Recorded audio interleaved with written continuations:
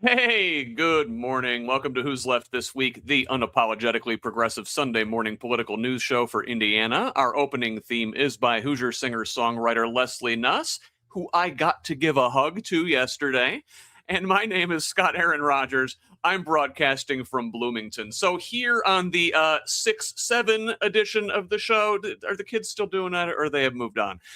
Anyway, we've got a month's worth of news crammed into 7 short days, a whole lot of fire for a supposed ceasefire in the Middle East, GOP electeds, including Indiana Governor Mike Braun, letting their bigotry show, Hoosier Democrats choosing their Secretary of State nominee, and Google's new venture is riddled with bugs. Literally. All of that and so much more. But before we begin, you know the drill. This is an independent media project. We don't paywall content. We don't have billionaire benefactors. Only individuals like you keep this thing going. It is a foundational principle of Who's Left and the Progressive Indiana Network that we refuse to hide important information behind paywalls in the middle of a political crisis. So, please, if you find value in this work, go to progressiveindiana.net and subscribe at the paid level. It's only $5 a month or $50 for the whole year to help us build the infrastructure that will pop the right-wing media bubble in this state. And listen, if a paid subscription isn't in the cards for you right now, that's okay. You can still help out by liking and sharing on social media, commenting, leaving reviews, providing feedback, and forwarding our content to your people. You get us when you can. Mostly, we just want you here in this community of Hoosiers dedicated to making this state and its government work for all of us, not just the elite few. Please join us. Follow me on Blue Sky, Instagram, and Threads at whosleft.us and on Facebook, TikTok, and YouTube at Who's Left. That is HOOSLEFT. Progressive Indiana Network's handle is the full spelled out name on most sites, but on Blue Sky and TikTok, it's PIN Indiana. Please help us grow with a follow wherever you are at. Now, let's welcome this week's panelists. We were expecting 2. We're having a little bit of technical difficulties. Brandon Clark is living in Xfinity hell. Our apologies. He will hopefully be here within the hour, but until that time, me and my good friend Samantha Douglas are going to carry this thing. Sam, welcome to the show. You are on mute, my dear. Hey, thank you for having me. Welcome. Thank you so much for being here. And hey, it was so good to see you in person yesterday. I know. Yes, at the convention. I wish under better circumstances. Well, we'll But talk about the convention yeah, here, hopefully in about 35 minutes if we can stay yeah, on schedule. And to that, I'm going to go ahead and yeah, get started. We've got so much to talk about this week. It yeah. is crazy. Let us have a sip from the fire hose here together. And we'll start this week in Iran now. As I mentioned, there was a whole lot of firing going on in the Middle East, considering the parties are supposedly in the middle of a ceasefire. Somebody should tell Israel, who last Sunday seized territory in Lebanon, including the 1,000-year-old Beaufort Castle, and announced plans to strike Beirut. This was a step far even for President Trump, who Yeah. reportedly told Benjamin Netanyahu in an expletive-laden phone call, quote, "You're fucking crazy. You'd be in prison if it weren't for me. I'm saving your ass. Everybody hates you. Everybody hates Israel because of this." Heartbreaking. The worst person you know just made a great point. Now, Israel wasn't alone in ignoring the supposed ceasefire. Throughout the week, U.S. forces bombed various Iranian military sites and an oil tanker, while the Islamic Republic lobbed missiles and drones at U.S. Gulf allies in Kuwait and Bahrain. Despite all of this, Secretary of State Marco Rubio told the House Foreign Affairs Committee Wednesday that the war is, quote, over. The same day, Congress issued the strongest rebuke of the conflict yet, with the House passing a war powers resolution with 4 Republicans joining all the Democrats in directing Trump to end hostilities. Sam, lot there. Thoughts? Hell of a ceasefire we've got going I on. know. I just listen. I think that every single day I see this continue, and it's too like, we're in this weird season where it's like the words we thought we knew what they meant, we don't. Apparently, because it's like there's nothing that they've said has aligned with their actions. Not a single thing. The strait is open, then the strait is not open. The strait is partially open. It is all the way open. It is now closed. We're having great talks with the with the Iranians. Oh, we're not having talks at all. We're gonna ceasefire. Oh, but we're just gonna bomb these few places. Like it was just nothing has been consistent. It has been I mean, unfortunately, in line with this whole administration, their actions thus far, especially this second term with Trump, this is just it's bananas. I feel like we're in a a death circus. I want to say a circus, but like a circus is supposed to be entertaining and fun. This is not entertaining and fun. This is disgusting, actually. I've always kind of circuses to be kind of morbid and disturbing themselves, Yeah. man. I don't know. Those elephants should be free. But no, it's really it's Orwellian. Like war is peace, Yeah. freedom is slavery, Yes. ceasefire means fire, Yes. patriotism means insurrection. It's bizarre, it's twisted, and we really are living in hell. And listen, we're here in Indiana, not living in the same hell that people in Iran or in Kuwait or Bahrain or any of those places are in. Like their lives are legitimately in danger. Right. We here in the United States, particularly here, in Indiana, kind of in the middle of Hmm. nowhere, as it were, Yeah. are very much far removed from the effects of this war. And we talk about this here all the Hmm. time. What affects us are the economic consequences of this Hmm. war. And Yes. this week was sort of like a soft deadline on June 1st. Was like, listen, if we don't get this thing resolved by this point, we might not see it right away. But by this fall, we're going to be seeing potential fuel shortages, potential food shortages, potential economic catastrophe that we haven't seen in this country in Yeah. 80 odd years. I mean, we might be looking at a depression. I don't want to scare anybody, but Yeah. so this week, Mike Braun, our governor, put like a small Band-Aid on things, I guess, Yeah. and extended the fuel tax holiday, as it were, I guess, for another 30 days. Indiana has gone from having among the most high-priced fuel in the country to the lowest, but at a cost of about $140 million a month A in tax month. revenue. Yeah. Now, Sam, you're living in Indianapolis. I almost got swallowed by a pothole yesterday up there. I mean, like, how long can we afford to do this if we're giving up $140 million a month? Well, they tout this big beautiful trophy that is our surplus. So maybe, hey, Hello, sorry to be late. Hey, no, listen. Props to your cable company for getting you back online sooner than we thought. Brandon Clark, everybody, good to see you, sir. We will get your thoughts on the Iran war in just a minute, Sam. But go ahead and finish what you were saying. I was saying we tout this big beautiful trophy that is our surplus. So I don't know, maybe they can do it for a while. But I think it's super disturbing to think about the fact though that we told people, early this year, late last year, we don't have the money for childcare. We don't have the money for any of that. But if our president wants to go waste money in a war, all of a sudden we have money to keep gas prices down so people will stay off of his head criticizing how he's spending money, in a way that does not feel like America first, you know? Yeah, exactly. Brandon, you may have missed a little bit. We started off the show talking about the Iran war this week. Ceasefire means fire. Apparently, Rubio says the war is over as we're exchanging fire with Iran. Meanwhile, here in Indiana, we're dealing with the economic effects of this thing, which are only going to become more and more severe over the course of the summer. Your thoughts, sir? Yeah, I mean, it's all weird when we talk about the Iran war. It's more like where to start with the critiques, right? The ceasefire, as far as that goes, it's weird how they're changing the definition. Like Trump is saying now, well, in Iran, a ceasefire is just when they fire less. That's just not a ceasefire. There's not a ceasefire.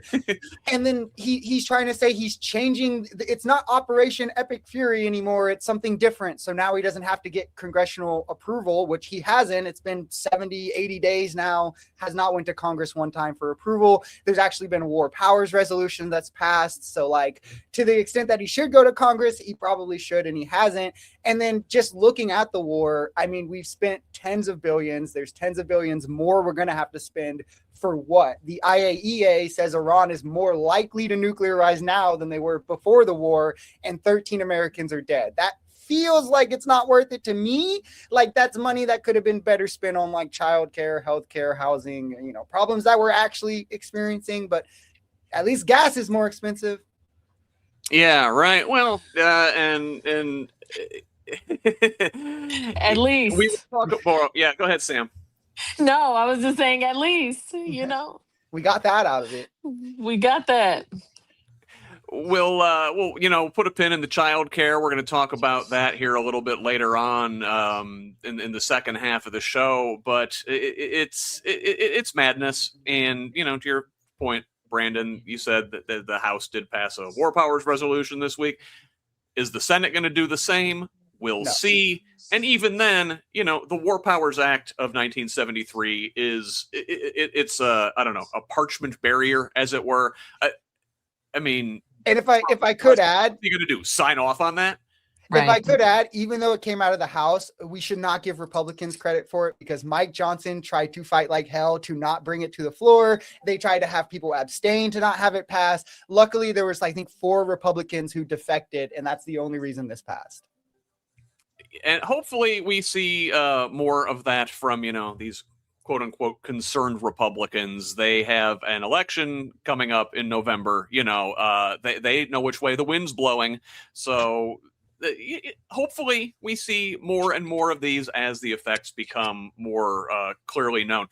Let us move on now. We talked about the Indiana angle of this all and Governor Mike Braun extending the gas tax. Braun was in the news for other reasons this week as well. This week, he declared June Nuclear Family Month in Indiana, defining the nuclear family as one husband, one wife, and any biological, adopted, or fostered children, and calling it, quote, God's design for the family structure. The proclamation's second section then, of course, quietly dropped the adopted and fostered children part, asserting that, quote, children living with their married biological parents have better physical and emotional well-being, without citing any evidence, of course. Several other Republican states have adopted this gimmick of declaring June Nuclear Family Month, a not at all subtle shot across the bow at the LGBTQ community during Pride Month. Happy Pride, by the way, everybody. Much love. Tennessee Congressman Andy Ogles took it a step further, though, posting on social media, quote, homosexuality has no place in America. Happy Nuclear Family Month, end quote. After blowback from members of his own party, including Ted Cruz, Ogles deleted the tweet and blamed it on a staffer. Now, Sam, Ted Cruz, Mike Lawler, several other Republicans pushed back on Ogles, got him to drop his tweet. Mm-hmm. Where's the pushback from Republicans against Mike Braun for this gimmick? They're not going to. They're not going to push back on Braun. That's one. And then 2, I think I was interested. I was expecting, you know, our LGBTQ plus community to push back. They should have posted pictures of their family. And I mean, especially since, you know, words have flexible meanings. It's like, oh, happy nuclear family, and post the pictures of their families. That's what I would have done. I'm not gonna lie, because at this point, what does it matter? You're trying to like take this shot at Pride Month. It's weak, it's unnecessary, it's a waste of time when families are out here suffering and there's so many other things you could be doing, and you're taking a shot at people who just want to love who they want to love. Like it's insane. So I would have taken a jab right back and posted pictures of my family and been like, look at my nuclear family. You know, that's what I would have done. Brandon, the folks who are celebrating, quote, Nuclear Family Month are submissive sycophants to a dude who has 5 kids with 3 different women and affairs with countless porn stars, models, and Period. Not to mention what other things he may have done back in the 80s. Now, and on the other hand, like some of the most loving, committed, long-term couples I know are gay. Brandon, make it make sense. Yeah, I mean, if you just look at the people saying it, I think it starts to make all the sense in the world. Andy Ogle, I don't know how much you guys know about Andy Ogles, but he also posted that if Mom Donnie won the election, there would be another 9/11. He goes with like Randy Fine on like, we should ban Muslims and we'll choose dogs. Or like he has a slew of things to say about all kinds of minority groups. As for like these attacks, it's weird to me how Christian nationalists want to be both. I call them cry bullies, right? Because they want to like put the boot on the neck of like minority groups while also acting like victims, because they do things like this, like, oh, we're going to make Pride Month about us. But imagine the response if like the LGBTQ community said, well, Sundays are gay day now or something, like from now on, every Sunday is Pride Day. Like Christians would be up in arms, right? But then they think that they can do this with no justification, because if you look at same-sex couple like families and households, they produce even if not better outcomes, because with adoption, right, there's a level of financial stability you have to be able to adopt that you don't have to have just to birth a child. So outcomes for children in same-sex couples are often better in terms of like education, health, things like that. So there's no basis for this sort of like discrimination anyway. Yeah, you have to plan for it. There's no accidents when the LGBTQ community have kids. And you mentioned this cryboy thing, right? They act like they're the victims. They always say, "Oh, they're waving it in our face. Oh, they're shoving it down our throats." Some of these dudes, I think they want the LGBTQ community shoved down their throats, if you know what I'm saying. Their throats. That's a fact. You remember they were crashing, what was it, Grindr? They were crashing wherever Grindr. Turning Point goes, wherever the RNC goes, Grindr crashes. That is not a coincidence. You know, it's like, come on, y'all. It's okay. Embrace it. We're trying to create space for you. And the whole time, these people are at odds with the Pope, who thinks Christian nationalism is bad. So it's like, do we believe the governor and stuff, or do we listen to the Pope? If you are like religious, it's almost like a no-brainer to me, I would think. It is pathetic. It is sad. It would be funny if it didn't have serious consequences for people who are having their lives negatively affected by crap like this. So, listen, we've been talking about the Christian nationalism aspect of all of this, and the attacks on the queer community comes from a place where these folks want to impose their religious beliefs on all of us. And one of the primary Christian nationalists in this country is self-styled Secretary of War Pete Hegseth. Now, a lot coming out of the DOD this week, just a stream of garbage. The Pentagon dropped roughly 180 faiths from their list of officially recognized religions. The DOD banned reporters from their press office, officially designating the room a sensitive compartmented information facility, or SCIF. Hegseth blocked at least 8 Navy captains from promotion to admiral, targeting 2 women, 2 black men, and 3 white men who, God forbid, apparently participated in previously in diversity-related events, some dating back decades. The resulting promotion list contains only 2 non-white officers out of 22 nominees, despite minorities making up 30% of the Navy, and 0 women appear on the list, despite women comprising 21% of the service. And yesterday in France, Hegseth used a D-Day anniversary speech to peddle in the white supremacist Great Replacement theory, comparing migrant arrivals by boat to the Nazi-occupied beaches stormed by Allied forces in 1944, saying, quote, "Beaches in Spain, in Italy, in Greece, and Bulgaria, boats and men arrive. When will European capitals do something about that invasion?" Gross. One bit of good news, however, on the DOD front this week, though, as federal appeals court ruled that Trump's transgender military ban is unconstitutional. That fight, however, is not over. Brandon, Hegseth literally used the anniversary of perhaps the Allies' most significant achievements against the Nazis to peddle neo-Nazi talking points. What the hell? Yeah, he also attacked NATO. Great thing to do on D-Day. Kind of weird. I don't know. For me, the whole like Hegseth is really emblematic of how unserious these people are, because just 2 years ago, we had all these attacks on things like DEI about how identity can't be first. It has to be merit.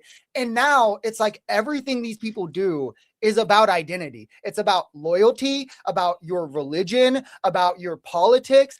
That's identity. Like, I don't even understand, because they misrepresent what DEI was when they talk about it. It's not like just find a black person and because they're black, give them a position, but then they're actually using that logic to be like, well, find someone loyal to Trump, Bill, which I'm sure we'll talk about, Bill Pulte, who has no qualifications to be D&I, but is loyal to Trump. So let's give him the position. RFK, what qualifications does he have, right? None. Loyal to Trump, let's give him the position. He dropped out so Trump could get more votes. So it's all about identity with these people who just 2 years ago told us it was all about merit, but now they have the most unqualified cabinet of all time doing this.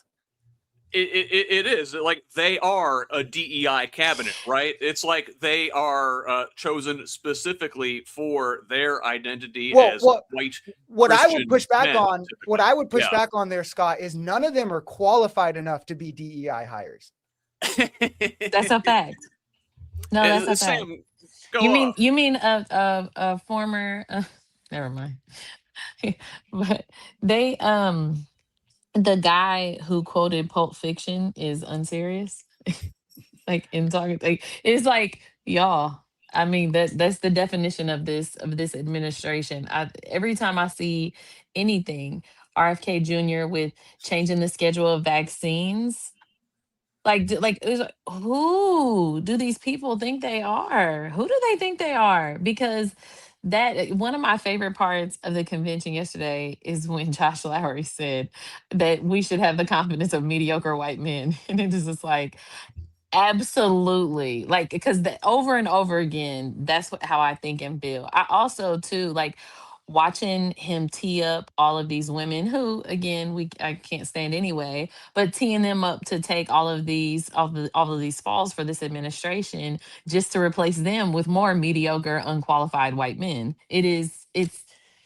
I'm so ready to be done with this. I can't even. I'm ready to be done. It's like I and went we're off this not ride. even halfway through the I second know. administration, are we?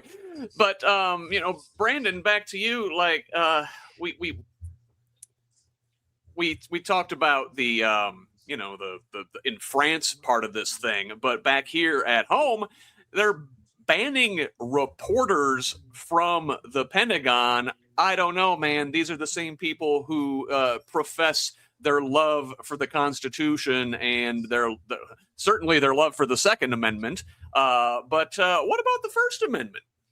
Yeah, well, the problem is none of them have read the Constitution. They just know the Second Amendment, and that's like the one thing that they tout. That's a big problem. It's also weird that they're supposedly the most transparent administration of all time. They'll tell you that at every event. They're the most translucent administration of all time. It would be more proper, and then they do things like this, which is oddly in line with fascism. I'm just saying, for people who don't like being called fascist, they're doing a lot of things the fascists did.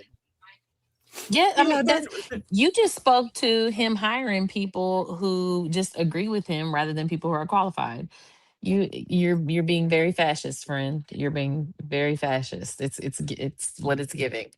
Yeah. Well, and Sam, yeah, the other part of the First Amendment also, like, the freedom of speech, the freedom of the press, they don't like that.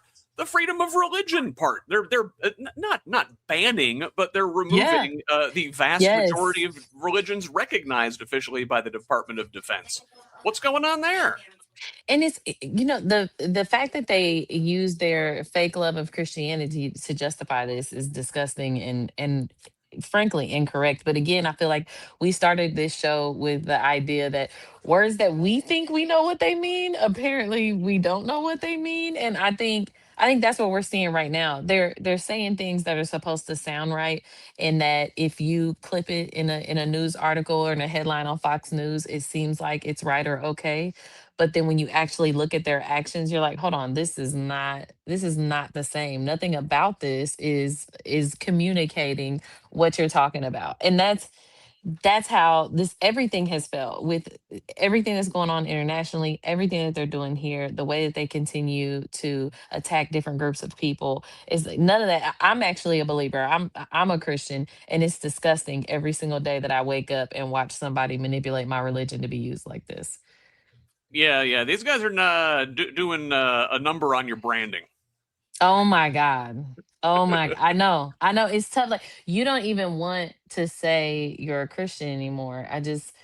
In truth, I've always practiced like in the way that I live my life more than how I talk about it. But even still, watching this is just like, no, and stop blaming it on the Bible. This is not the belief system. We believe in loving people and accepting them. And there is judgment to be made that should be made by somebody with way higher power and way less flaws than us. So it's like that's at the crux of it. That's the problem. It's like ultimately we are called to love people. And this is not loving people. Not any part of this is loving people. No, it's like you got to say, "Oh no, I'm not that kind of Christian." No. And Yeah. moving on, Trump's nominee to be the new director of national intelligence, Bill Pulte, is like, "Oh no, I'm not that kind of spy chief. You know, the kind that knows anything about intelligence." So this guy was the Federal Housing Finance Agency director. That's Fannie Mae and Freddie Mac. He has zero known intelligence background, to what Brandon was saying. And he replaces, or will replace, Tulsi Gabbard, who announced she's leaving at the end of June. Like you said, all the women are taking the fall. According to MAGA strategist and podcaster Steve Bannon, this appointment is, quote, a middle finger to the Senate and a fuck you to the deep state. A retired 26-year CIA veteran called it a signal that the DNI will be, quote, fully weaponized in support of going after Trump's political enemies. The president seemed to confirm this, telling reporters Pulte, quote, may find out some things about the rigged elections, etc., openly stating the nation's top intelligence post will now be used to pursue Trump's election fraud conspiracies. Now, fortunately, it seems a fair number of Senate Republicans are skeptical, at least, with John Cornyn, Bill Cassidy, Tom Tillis, Mitch McConnell, and Majority Leader John Thune all voicing various levels of Oh, Uh-oh. we froze. Oh. I can still see you though and hear Yeah, you. I still see you. Oh, so it's on Scott's end, dang. Oh no. If only we had gotten through another line, we could have taken over. I don't know where we were. I don't want to go on without him. I know. Hopefully he comes back soon. Let's see. Frozen in time. Is he? I wonder if it's just him for everybody else too. I know. Oh no, Scott, come back.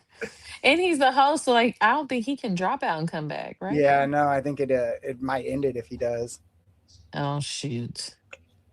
Oh, well, I guess we were wrong. We stand corrected. I mean, here's the case of another mediocre white man, though, coming in to save the day. Yeah, doubt he's going to do that. Right. Yeah. No. I mean, it's all crazy. To your point about the women, I think it is weird. Like when it's just one or two, maybe you can say, coincidence. But it's like the only people dropping like flies are the women, which is like maybe there's something to this. The only diversity that he has was women, and he's kicking them to the curb too. I hope Republican women are watching this, and I hope they're equally disgusted. I mean, I doubt it, but it's with what they let go in this administration, I doubt that this is the line. But it's weird that they were historically undiverse before all the women started dropping like flies, and now they're all getting like, it's not like any of them have been replaced by women either. So none of them. I have been, part of me has been encouraged though that like if they are fighting this hard not to give us the full Epstein files, maybe, just maybe, there is something horrific that we can use against this man once we get through all of this. You know what I mean? Mm-hmm. Maybe there's something there. I don't know, but the way that they are doing all the things makes it definitely feel like there's some trouble in there. There has to be, because I mean, they were so for it for so long, and then out of nowhere, it's just, we can't let this get out. We can't let anyone see it. And there's 3 million files they're trying to never let the public get a hold of. Like, seems to me there might be something there. I just hope that they don't do like a purge, deleting some files before they I leave the know, administration. before they leave. Oh my God. You know, hey! Sorry, guys, Yeah. I'm back. We had a power surge here, so everything went down just for a minute. The Xfinity motor got was you the last too? thing back up. Did He said did- Xfinity got yeah, they you got too. you too, huh? Well, that's not my ISP, but yeah, they certainly got me. So sorry about that, everybody. Where were we?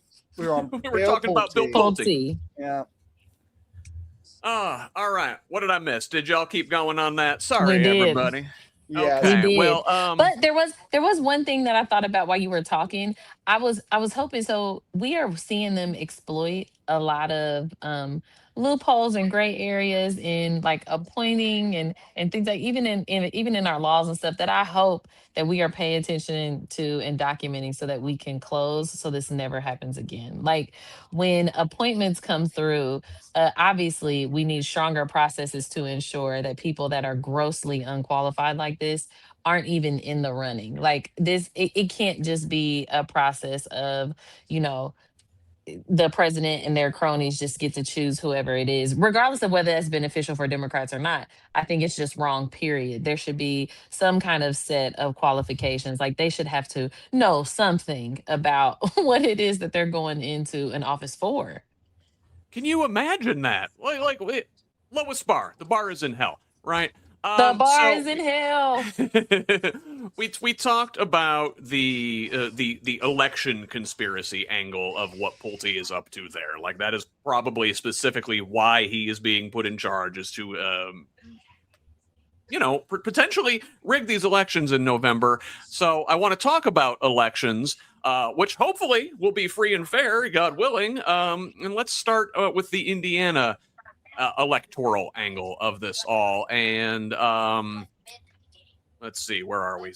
Finding my place again after coming back up here. So in Indiana, far-right Republican state Senate candidate Paula Copenhaver is still trying to contest her 3-vote primary loss to incumbent Spencer Deary, looking to invalidate votes based on voters' Facebook posts and newspaper interviews, arguing their public comments prove they voted illegally as crossover Democrats in the Republican primary.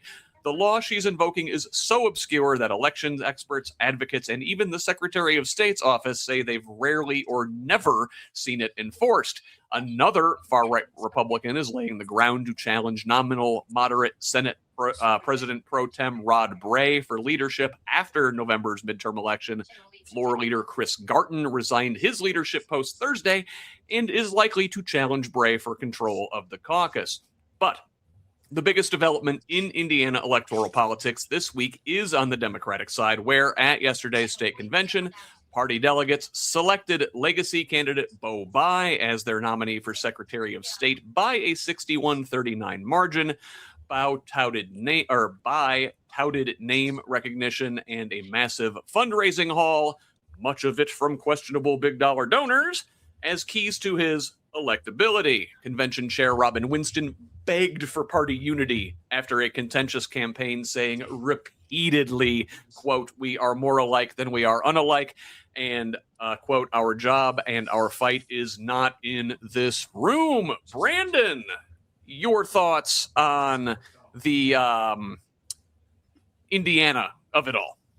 Yeah, it's weird because, and when I say this, I want to be clear, I'm not talking about Beau. There's something to the idea of electability, right? Like a candidate needs to be electable in the region he's running in. The problem is that it seems that when people try to work this out, the however they compute it is just backwards, because Beau Bayh is not what's electable for Democrats anywhere anymore, right? Like you would think, seeing where Democrats are succeeding across the country, you would want to try to replicate that. And where across the country do we have a Beau Bayh or whatever running on saying the things he's saying, getting the money he's getting. It's not that, right? It's people talking about the things that Blythe was talking about, right? Who I thought was a much better candidate. I was going to talk to her, never got to, which I'm sad about. But I do think she was a much better candidate. And it's weird, I guess, in Indiana when we're so dominated by like blue dog Democrats who are really just like conservatives that are maybe a little better on social issues. Like his dad, was it Evan, I think, right? Was one of the senators during Obama's tenure that was like pro-life, that was against universal health care, that like stopped Obama from doing a lot of things that we could have got done with the 60-seat majority. And look at what we're doing now. We're electing more Democrats that are like him. It just seems like a mistake to me. Sam, your thoughts? One, I just want to highlight that every time I think of Chris Garden, I think of two things. I think of the AI photos that he put up of him body slamming Santa Claus. So, As one does. okay. And then the second thing I immediately think of is, remember when he, during the redistricting conversations, and he was like, they say it's you're damn right, it's personal. And then he went right back to reading a statement. It is some of the most fake, performative, ridiculous nonsense that I've seen. So I just wanted to put that out there for people that this is a very unserious person, a very unserious Trumper person. So just, whatever, do what you will with that information. Now, That guy's got serious roid rage, it looks like. Oh my God, he's out of control. And we went to the State House with a bunch of Black people. He lied to us in that room. Like it was a lot. It's been a lot with Chris Garden. But when it comes to Beau and Blythe, so I went into a deep dive on my thoughts and perspectives on this on our last episode of the Black Briefing. The Bars in Hell, as a matter of fact, is the title. But I think Brandon is absolutely right. We talk about electability, but it is not the time. At a point in time, yes, he would have been the candidate for us. But unfortunately, I think they're so busy trying to chase Republican and moderate voters that they are going to lose their progressives within our base. So all of the votes they think they can count on, you cannot count on. I've already seen several people talking about how I think they're going to vote for Ballard. It's something I would consider unless I hear like way better things coming from Beau. Like it's just because I need my vote to mean something. And when I look at this race, one of the things that I could at least say that a Ballard vote could do is start to bring some kind of justification for a third party in our state. I think we need multiple parties. I think it's healthy for the system.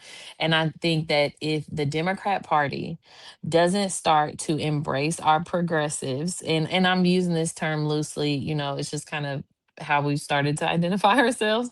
But if the Democrat Party doesn't start to embrace this group of folks, then you're going to continue to create this divide. And yes, not only will we may look the same in platform, but in actual voting decisions, we will look very different. And that's a problem. We need to either, because that was another annoying thing, is like you kept hearing these calls to unity, calls to unity, calls to unity, but you guys do not practice that at all. So when you get criticism from people within your party, when people are calling out the things that don't make sense, like how you're calling out Micah Beckwith's comments and how, oh, we don't care who you pray to, blah blah, and then immediately go into a Christian prayer. It is just, all of that is just so hypocritical, and there's so many people that are just within our party that are sick of it. And if we don't start to embrace those folks, make changes that can serve us well in the future, we are going to continue to see this divide, and Republicans are going to continue to win, because regardless of whatever issues they got going on their side, you can bet your bottom dollar whoever comes out of their convention, they're going to support. They're going to fall in line for the most part.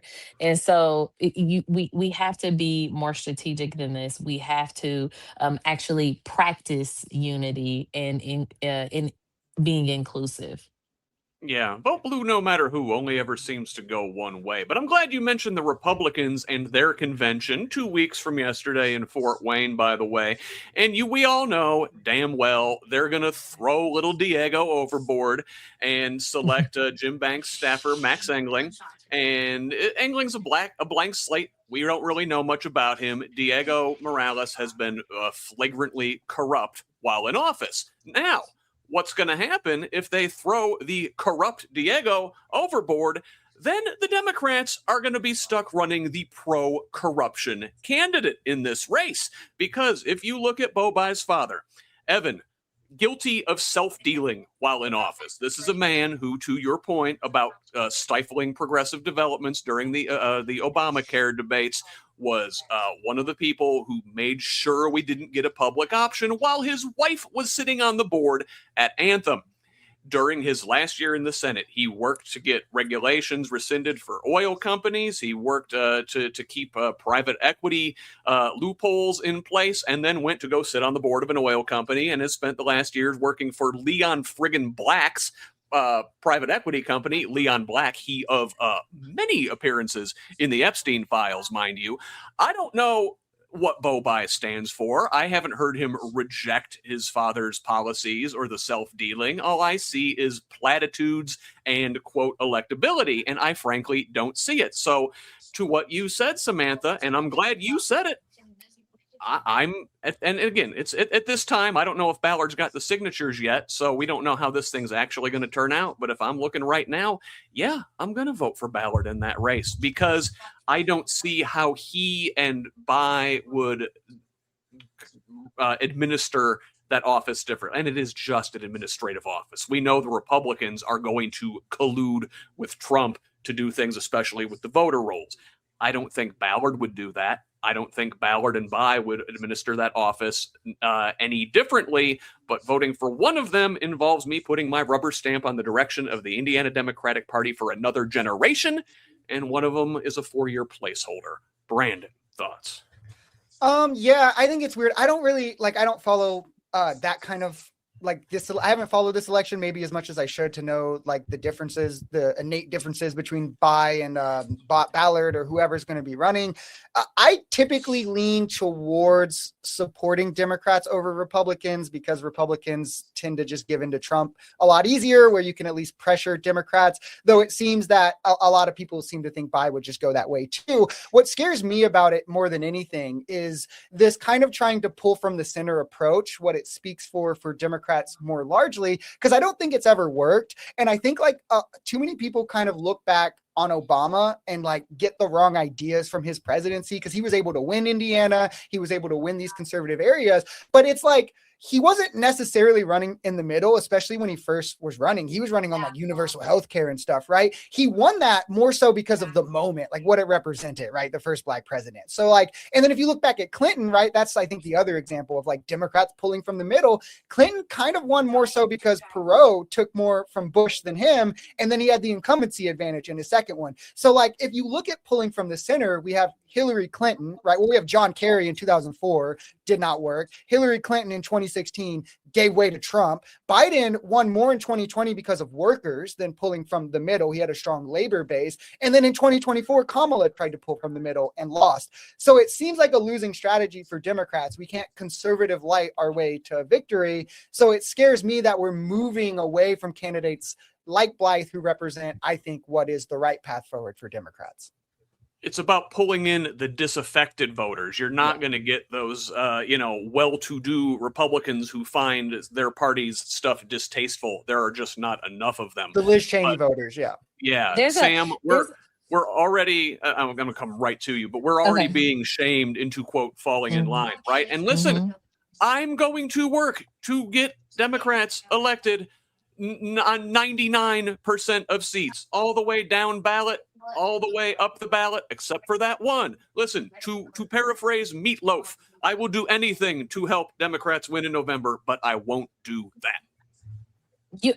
And I was about to say this. So I saw the post last night where people, the fall in line post, the calls to unity, while we were still in the room, Like, they're not even giving these humans who have worked so hard over the last several months to bring a candidate that they actually believe in on the ballot, and you won't even give us a pause. Like, you don't even care enough or think enough of us to give us just a brief pause of disappointment before you start trying to shove unity down our throats, or shove this fall in line mentality down our throats. But I'll say this too. I was very disappointed that the split wasn't at least closer. Like that 60-40, ish split. It was very disappointing because I felt like we needed to get close enough where they understood that, oh, what we're doing is not speaking to almost half of these people. You know what I mean? But I don't think they're going to see a 60-40 split that way. I think they're going to see it as, oh, it's working. Let's just keep chugging along. And his whole campaign team is Hogsett's campaign team. It's just, it's nothing about this says that it's going to serve us well. And nothing about him tells me that he's going to be any better than Ballard. I'm not going to hold you. And so I think even the fact that Ballard has, started to create his own party. Was it Lincoln? The Lincoln Party? The Is that what it Lincoln is? Party. Yeah. Even suggests that he's presenting himself as something other than Republican. And in knowing, the way that he governed our city, it's likely not more right. It's likely less right. Right. And so I think there needs to be one of the things we don't take away, because you mentioned Obama. One of the things we never take away from his campaign is the incredible grassroots organizing that was going on, and that's not going on currently. That's one of the things that we need to take from his campaign, which we don't. And so because we don't have that, I think Beau, I don't think he realized he needed to do this, because I don't think he sees Ballard as a threat. But I think it's a threat in a way that it pulls away votes from you that you can't afford to lose. So I think he needs to define himself, like in how he would be different, how an administration would be different. And it can't be just Democrat buzzwords and things like, it can't just be those things. Oh, well, I'm gonna protect our rights and protect elections and blah blah blah. You bet your bottom dollar Ballard's gonna be saying all of those things too. I want to know specifically what makes you different. Why? What will make me sleep at night after voting for you? Like, for real, because I think that's the challenge with the vote blue, no matter what. In truth, it has not been serving us well. It has not been serving us well. And more importantly, the foundational problems that we have in the Democrat Party across our state, they will not get addressed until we ring the alarm that something is wrong. And for some crazy reason, the alarm has been going off to us, but it's still not going off up here.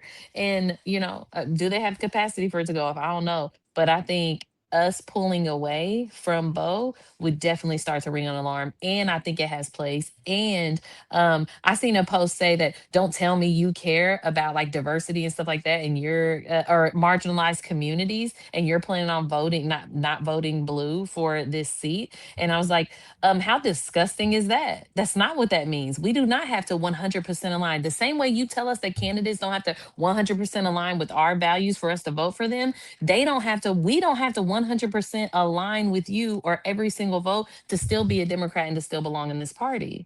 Like, I think that's ridiculous. It's hypocritical, and it's nasty that we continue to do this to each other. We say we're the ones pulling away, but in actuality, you all are the ones that don't embrace the change and the legitimate criticism coming from within your party that could help get us to a better place. Thank you. Thank you, Sam. I'm glad you said all those things. Listen, sometimes progress is not a straight line. You can't just keep pushing forward and going the same direction that you're going and think it's going to get you through. Sometimes you have to take steps backwards. Sometimes you have to take a step sideways to ultimately get where you want to go. So listen, I could keep talking about this all day, but let's talk about other elections. There were many in several states this week. But first, so the Supreme Court, I wanted to mention this, allowed Alabama to use an intentionally racially discriminatory map in this year's elections. They've got special primaries coming up in August after they hurriedly redrew their maps. This is seemingly in contradiction of their own recent ruling that gerrymandering was permitting on partisan but not racial lines. This court just makes things up as they go. Anyway, but Tuesday, 6 states held primaries. In New Jersey, progressive Dr. Adam Hamawi won a crowded election in the 12th congressional district. In Iowa, the establishment pick Josh Turek won his primary for the U.S. Senate.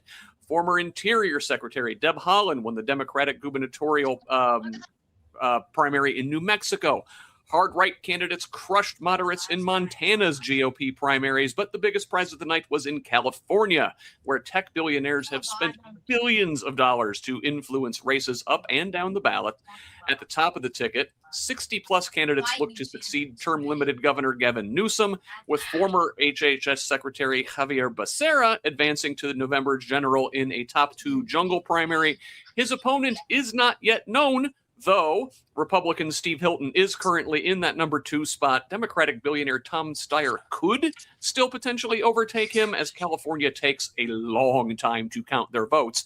That delay, which is totally normal, mind you, has led to Trump's U.S. attorney to open multiple election fraud investigations into California's primary and send a prosecutor to the L.A. County Ballot Tabulation Center. This, of course, triggered by Trump's baseless claims that Democrats are, quote, rigging the count, as late mail ballots tend to favor Democratic candidates. Sam, I know we've only got a couple minutes before you've got to dip, but I want your thoughts on Tuesday's primaries. Again, okay, the middle is not going to save us. The moderates are not going to save us. It's just not where we're at. Like, I need Democrat. I need you to read the fucking room. Okay, please look around. Look around. Don't just stay in here, and don't just stay in echo chambers. Look around you. Look at the movements. You know, again, you brought up Barack earlier, and you were talking about how the policies early on and how that pushed them through, but also it was the idea of hope, of change, right? Those were huge. It's like we had been through these wars with Bush. We had done all of this. It's like, we need change. We need something different. We need to believe in something again.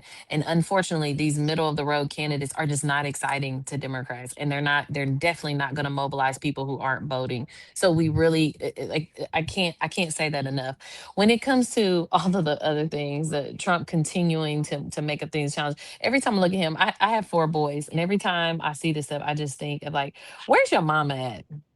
And what did she teach you? Because it feels like we're dealing with children. It feels like we're dealing with children. Like, what are you doing right now? And why? And why are you wasting time on this? And why do you care? Like, it's not even good strategy. It's not even good strategy. It's not going to serve them well. I think about even redistricting here, like in several of these states, they are splitting these maps in ways that could be dangerous for themselves. Now, maybe it won't change in this first election, but you get two terms from now, and it does. Like, our country is becoming more and more diverse, and it's more and more spread out.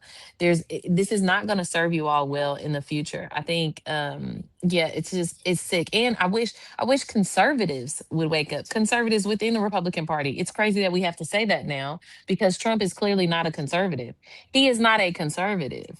I can't say that enough. He's not a conservative. And so it's all the conservatives are Democrats now. Yes. He's like, yeah, he's not with you. So it's like, we need Republicans. There's a book that was talking about, like, every single time this kind of leadership was overthrown, it always came from the inside. We need these Republicans to wake up and realize that, this is not going to serve you all well. Like, I know that he got, the backwoods folks to come out in droves, but now we got to get serious. This is starting to cost too much. I mean, and for us, I feel like that line was met very quickly, but I struggle with them at finding, like, do you have a line? I remember Brandon was earlier was talking about, like, clearly that isn't a line, but it's like, do you have a line? And if you don't, are we talking about a cult? Like, what are we like? There has to be a line, right? There has to be a line. And I wish I heard more Republicans talking about that. I wish I heard more of them holding each other accountable the way that we are, because we're stepping up and holding our own accountable. Step up and hold yours accountable. 100%. And, they're going to get that wake up call, I think, Sam, because to what you said about the Alabama of it all, there could be a dummy mander effect where they draw these lines thinking it's going to go a certain way. Turnout comes in. It could sweep out more than they thought they were going to pick up. I know you've got to run, but before you do, please tell the folks where they can find you and how they can check out the Black Briefing. Yeah, so I am Samantha Douglas on Facebook. I'm most active on there. I know I'm old. On TikTok, you could also find me. Yeah, and then on Instagram, I'm at LHL Sam. You can also watch me and Wild Styles podcast. It's great. It's a good time. At the Black Briefing on YouTube is what is most recent anyway. We do have an interview coming up, and we have another episode coming up, and as we get closer to November and these municipal elections next year, I need y'all to know these people and make good decisions. Okay, we're making good decisions next year, Indy. So yeah, please check us out. Very good. Thank you so much, Sam. The brilliant Samantha Douglas, ladies and gentlemen, please check out the Black Briefing on YouTube. Thank y'all. See y'all. Appreciate you very much. Nice to meet you, Sam. Nice to meet you. Thank you. Yeah. All right. Just us blokes for the rest of the show here. Me and Brandon going to take y'all home here. So, Brandon, I guess before we move on, and I'm going to just check my timing here, see where we're sitting at. Yes, let us talk about next week's elections really quick. We've got a primary coming up in Maine. Now, this one is all but decided on the Democratic side. Democrats really trying to overthrow the very concerned Susan Collins, who has been there what seems like forever. If the Democrats are going to take the Senate, they've got to win this seat. Now, Graham Platner, the progressive oyster farmer, who is rough around the edges, to say the least, very popular, it's proving, in Maine. Most people are rough around the edges, it turns out. The 78-year-old governor of Maine, Democrat Janet Mills, suspended her campaign several weeks ago, all but guaranteeing Platner will win. Well, here we are, a week out from the primary.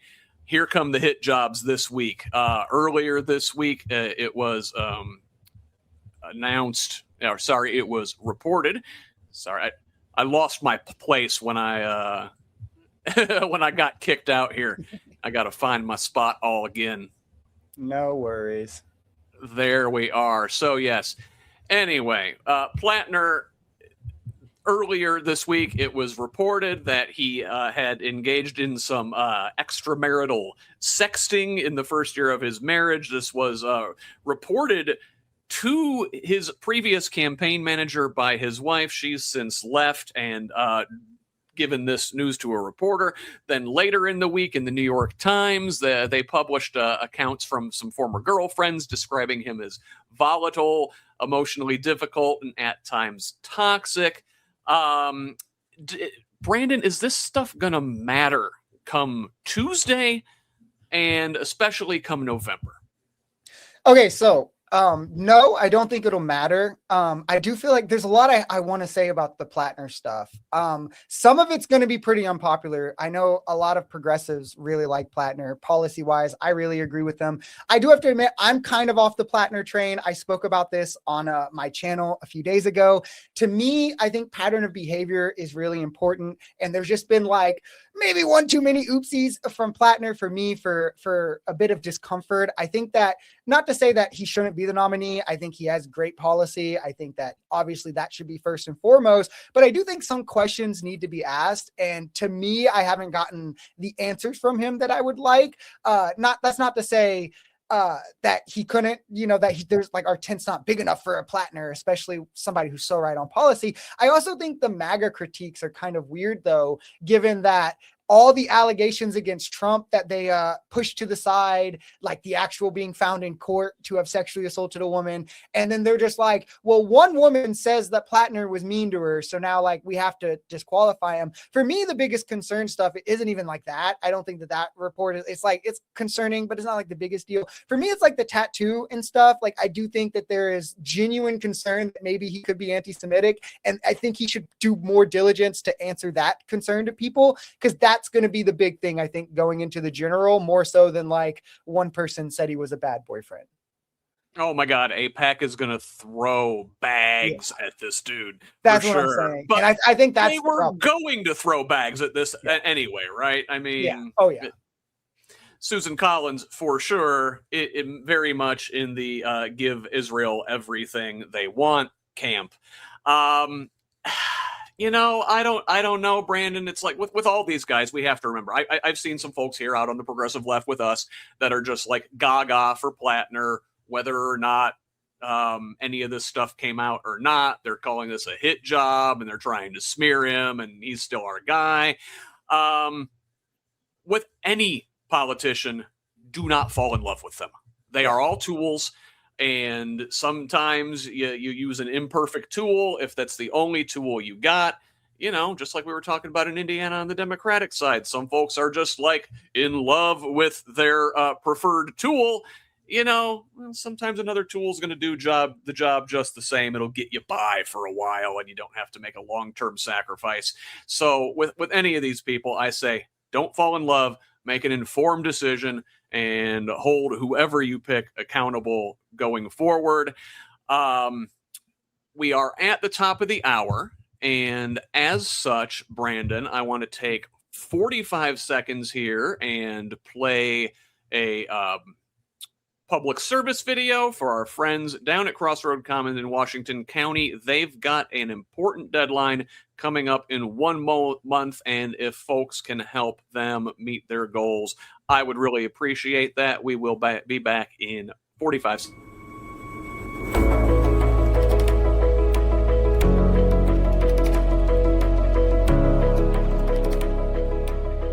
The Crossroads Commons in Salem, Indiana, headquartered in a historic Salem home, is holding a fundraiser to expand via the purchase of the 3/4-acre lot of land adjacent to their facility.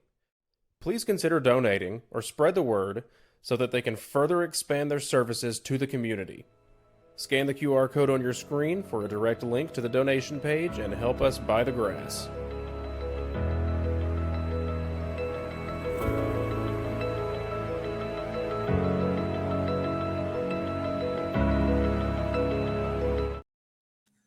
All right. Very good stuff from our folks down there in Salem. Renee and company doing great work. So, listen, let's move on. And, Can I say one thing real quick before we go on about Platner? Go ahead. I do want to stress, I do think the worst progressive is still better than the best Republican. So like, I don't want it to seem like I'm saying like, don't vote for Platner. Zeke, one of my subscribers is in the comment. I agree with him. I think any politician that's going to get us closer to universal health care is a win in my opinion. I just think we should police our party. I don't think we should be like Trumpian about it necessarily. 100%. I agree. And to your point, one of the things you said earlier,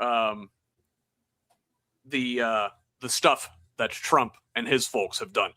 Whatever you think about Platner, the sexting or the toxic behavior in his relationships, he was involved with consenting adult women, unlike the president of the United States, allegedly, who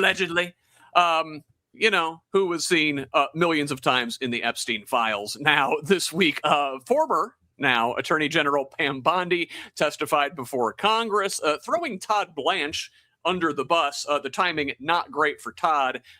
Trump just announced his nomination to be the permanent Attorney General the day before.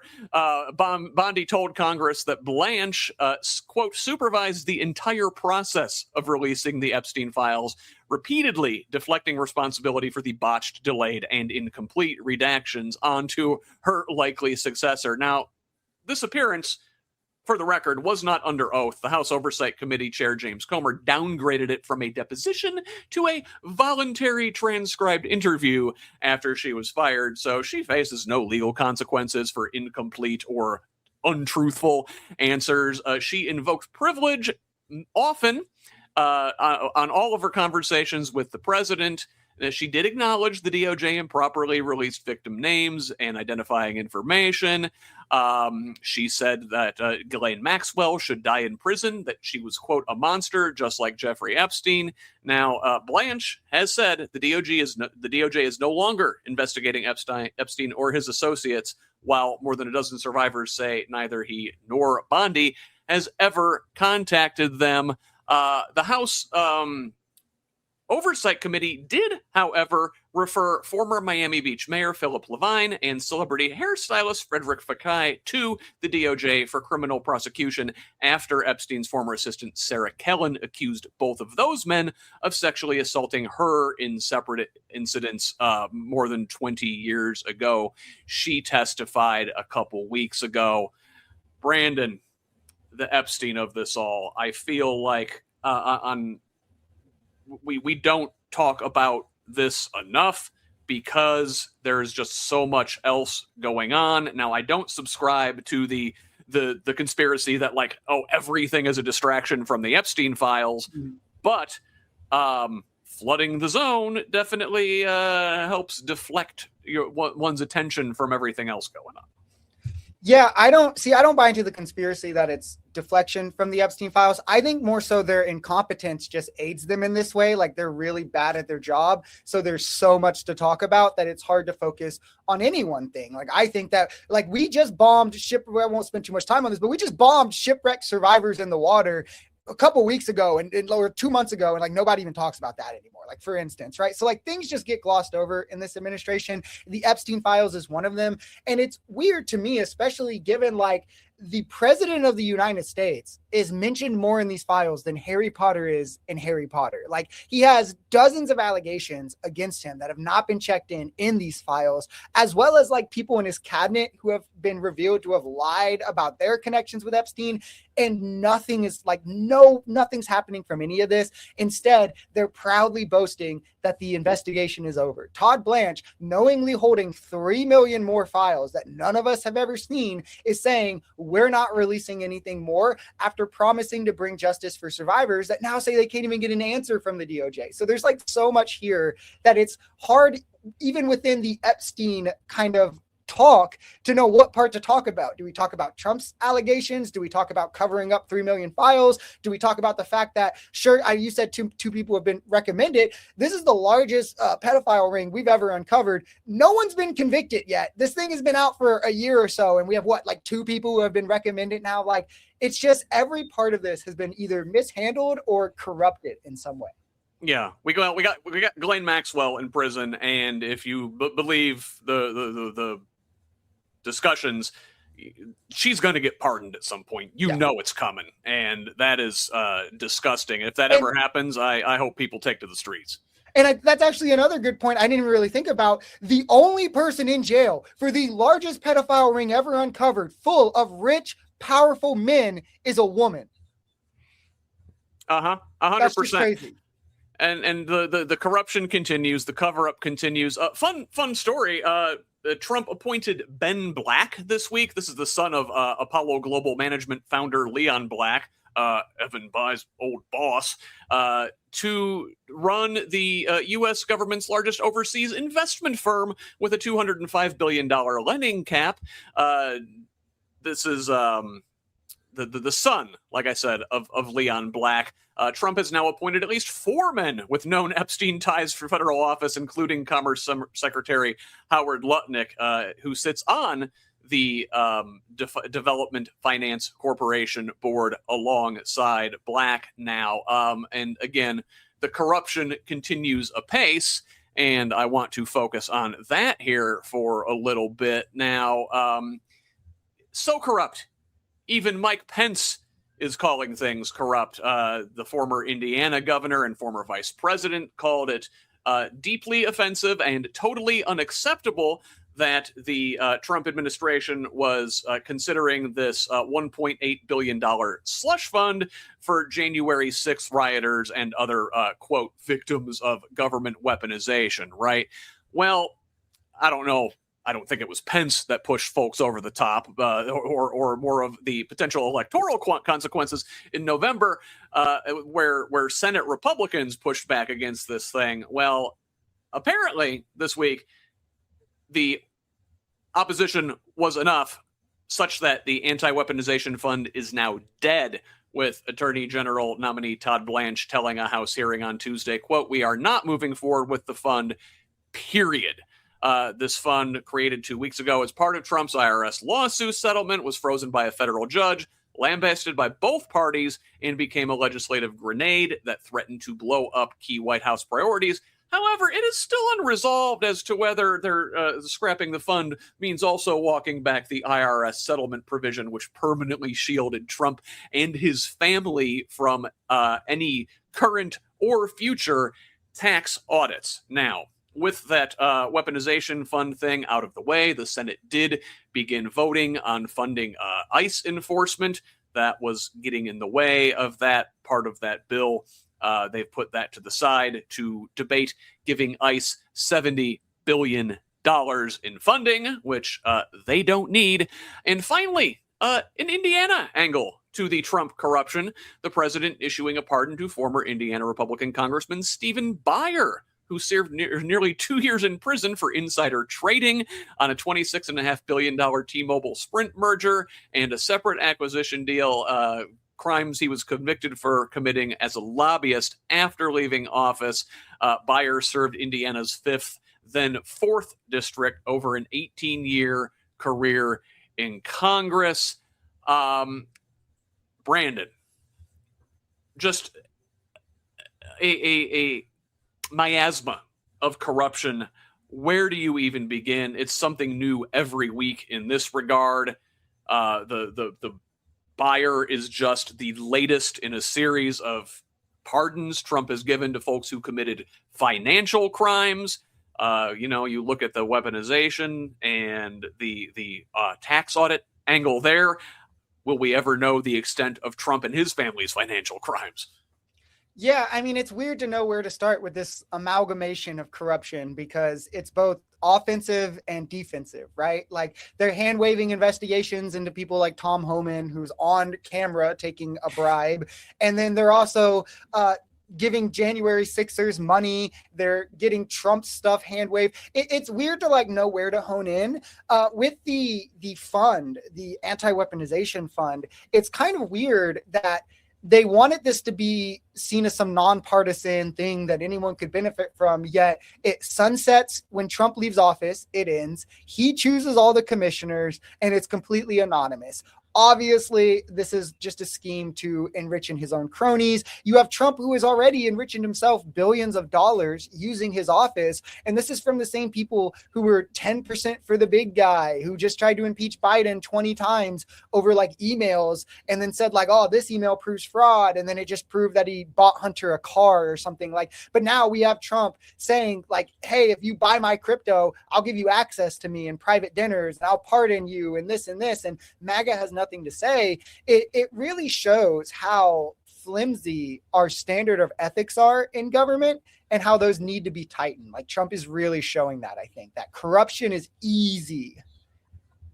And that kind of corrupt leadership at the top, it percolates down. We've seen it down here in Indiana at the state level, right? In Diego Morales' office, the Secretary of State. This week, we found out his office paid $90,000 from Indiana's Securities Restitution Fund, which is meant to compensate fraud victims, to Maverick Quantum, a Texas AI software company whose CEO has donated $55,000 to Morales' campaign and $20,000 to Mike Braun's. This contract was awarded without competitive bidding. The payment appears to be the only vendor disbursement from the restitution fund since at least 2020, with every other payment during that period going to, actual fraud victims. 2 months after Morales pledged fiscal restraint, and virtually flat staffing to the state budget committee. His office quietly approved nearly $500,000 in raises for employees, while other state employees received no raises. This included massive raises for two of his senior staffers, his campaign manager and chief of staff, who later became the center of a non-citizen voter registration controversy. It's... Brandon, I don't think you're old enough to remember those 1980s like anti-drug commercials, but back in my youth, yeah. The dad finds the box of whatever under his kid's bed, and he's like, "Where did you learn how to do this?" And the kid says, "I learned it by watching you." All right, and I'm imagining little Diego looking up at Trump saying, "I learned it by watching you, Dad." And I mean, they did, because they just did this with Kristi Noem and her husband, giving him a bunch of lucrative deals before she quietly bowed out of the spotlight as well. And it's weird too that these are, again, it's the same party who was just all up in arms about Hunter Biden and Burisma. Like, how dare he be on this board, even though he had worked on other boards before? How dare Hunter Biden be on this board? And now it's like Trump's kids, for instance, he invested in, I think it's Dell, and then Trump signs a big deal with them right after Jared Kushner gets invested. He's invested in companies tied to Saudi Arabia as the Middle East war is going on. And nobody has anything to say about any of this stuff, because corruption is only real when you can blame it on brown people or Democrats, I guess, if you ask MAGA. If you throw enough corruption at the wall, right, a whole lot of it's going to stick, and a whole lot of it seems to be sticking here in this administration for sure. We just talked about Diego Morales. We've previously talked about Mike Braun here. Let's talk about one of Indiana's other three-headed monsters at the top of our government, and that's Attorney General Todd Rokita, who is gearing up to enforce a new state law effective July 1st that bans employers from knowingly hiring unauthorized workers, and gives his office to seek power to seek court-ordered suspension or permanent revocation of businesses' operating licenses if they do so. Now, he says he'll prioritize tips from ICE, the Department of Labor, and local law enforcement, but will also screen out complaints that appear to be competitors ratting out each other for business reasons. Very interesting. Now, you know who won't actually pay severe prices? These businesses won't pay real severe prices for their illegal acts of hiring undocumented workers. Who is going to pay are the workers and other people like them. Now, we also saw this week that in Indiana, at the state prison up in Michigan City, there have been more catastrophic fires. WTHR in Indianapolis has been all over this story. I'll link it in the show notes, but they're going to have to spend some $4.6 million on new mattresses there because several inmates have been burnt alive.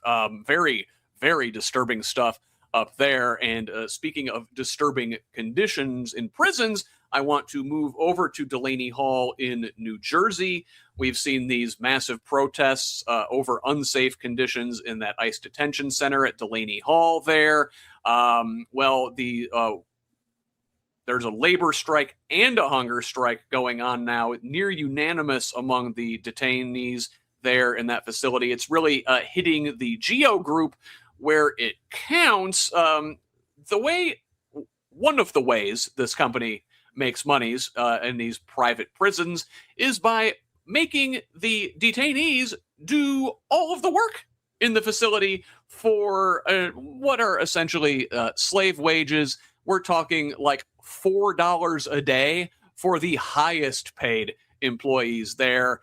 And folks are upset at Democratic New Jersey Governor Mikey Sherrill facing outrage from her own supporters over her handling of the Delaney Hall controversy there. She deployed state police in riot gear who have beaten and harassed protesters, hospitalized some, prevented journalists from doing their work there. On the ICE front, we also learned this week that the agency will quit reporting the deaths of newly released detainees.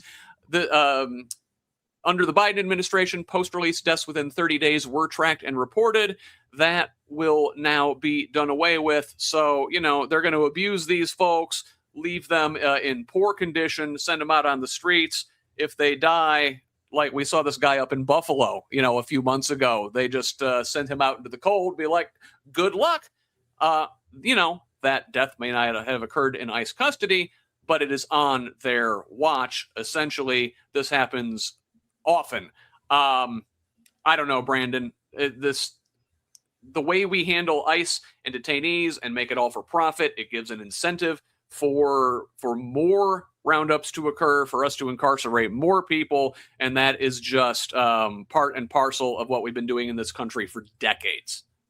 Yeah, it's the problem with privatized incarceration just in general. It's how slavery is kind of continued in this country. It's constitutionally allowed to continue through prison systems, and ICE is actually kind of abusing that in different ways, because you got to think everything, when you're privatized, everything is about the profit margin, right? So why pay workers to do the labor when you can force the inmates to do it for pennies, right? Why spend exuberant amounts of money for quality food and bedding when you could give them, something you wouldn't even give your pet, right? And you could get away with it because what's Trump going to do? What's he going to hold you to? And they're blocking Congress members from doing lawful oversight. So there's not even the kind of guidance or oversight that should be had here. And this is why we're seeing the deadliest year in ICE detention history. Already, it's the deadliest period. If you extend it past a year as well, we've had, I think it's upwards close to 60 people. I know last year it was 40 people in 1 year died, which is the most since I started holding people in detention centers.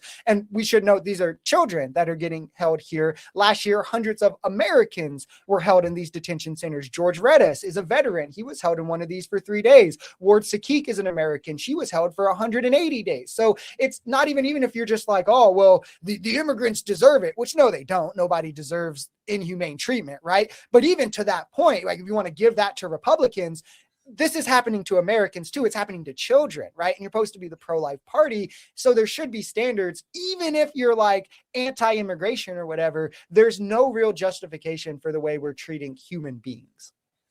Yeah, hell of a pro-life party we've got there. And to your point, the incentives are completely backwards in the system that we have. Things that should be run for the public benefit are run for profit. Things that should often be public goods become profit centers for well-connected individuals. Those private prison operators, big political donors, right?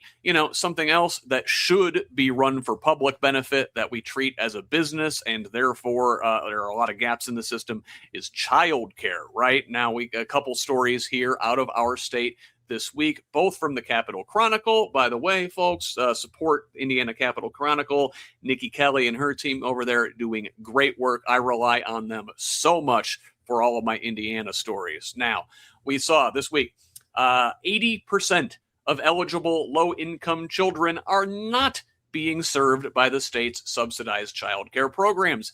Even after a $200 million infusion of state cash, Indiana's subsidized childcare programs will serve less than 20% of eligible low-income children by year's end, leaving roughly 250,000 kids whose families qualify without access. Now, these programs had been closed to new enrollees since December of 2024 after a cash flow crisis. Well, the budget has been replenished somewhat, and Braun put some more money into the system, but still, there are going to be 20,000 plus children on the wait list.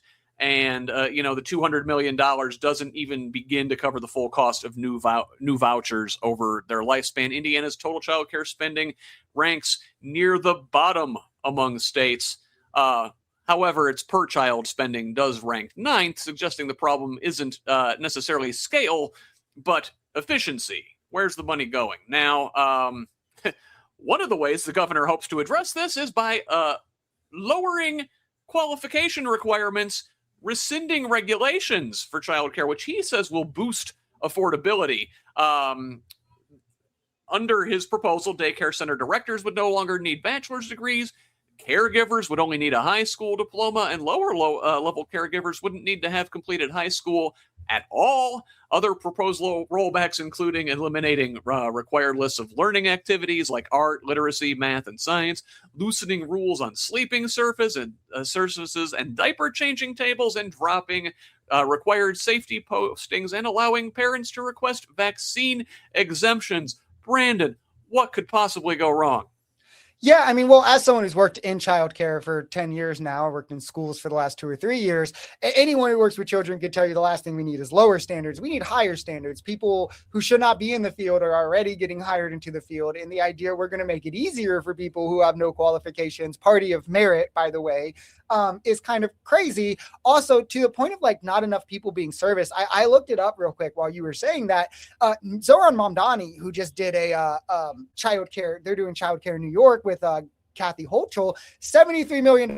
That's the cost for that for New York, right? We could fund that by legalizing marijuana and taxing it, right? Something as easy as that. We could fund that by just raising property taxes or income taxes on the wealthiest people in Indiana to comparable levels to surrounding states. So like we could fund childcare in the entirety of the country for less than what Trump is asking for the Iran war. Right? We could do it for 10 years. We could fund childcare for every parent in this country for 10 years for what he's asking for the Iran war. So like the idea that this isn't possible isn't true. It's just that Republicans want to spend the money elsewhere, and then they want to like pretend that, oh, free market is the answer. The free market isn't the answer for things that are necessities, and the free market definitely isn't the answer for things that pertain to people's health or their education, their well-being, because when you lower the standards, right, people are going to see how low they can go on the standard to maximize their profit,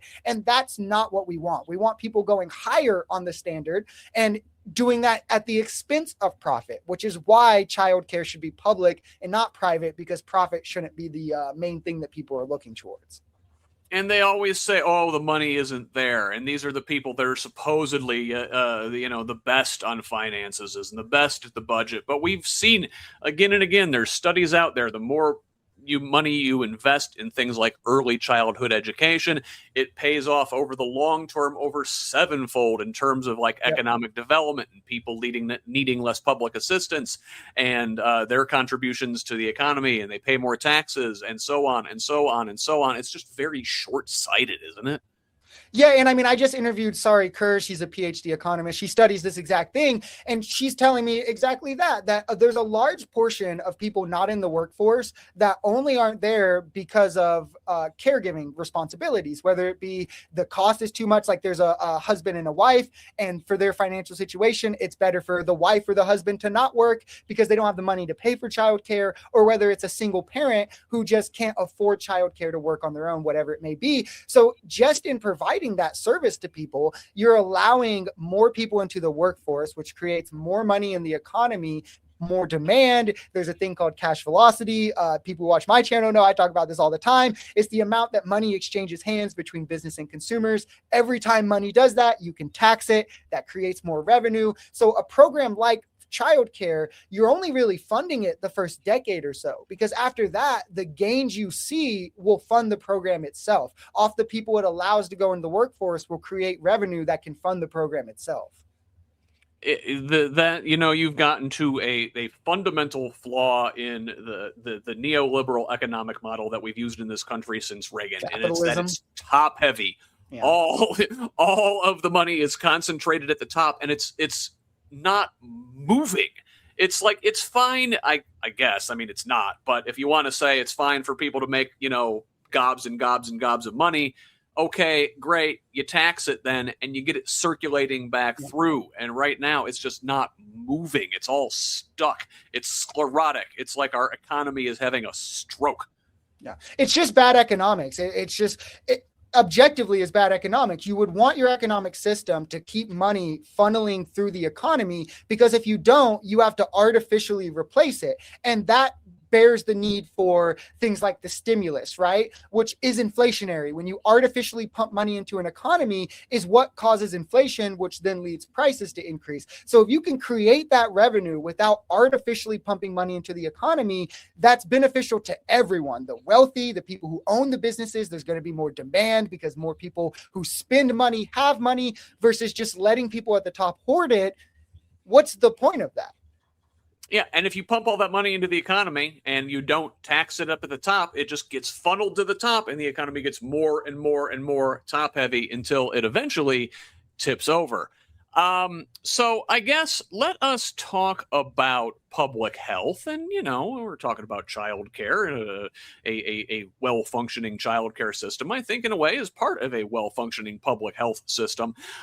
We've got a couple stories on this route, or on this topic this week, including an Indiana angle here. President Trump is invoking the Defense Production Act to direct $700 million in defense and energy funding to coal plants nationwide, which will include a generating facility down in Sullivan County. Now, this is framed as an affordability measure.